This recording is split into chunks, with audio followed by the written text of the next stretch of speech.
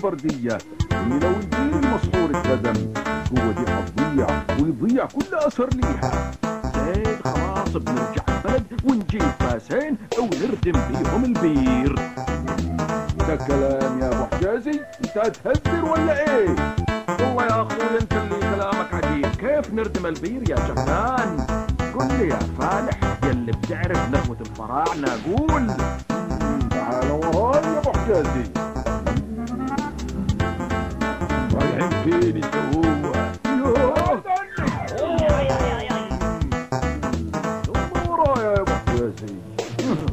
يا ميت بختك يا أبو حجازي، يا ميت بختك يا أبو حجازي.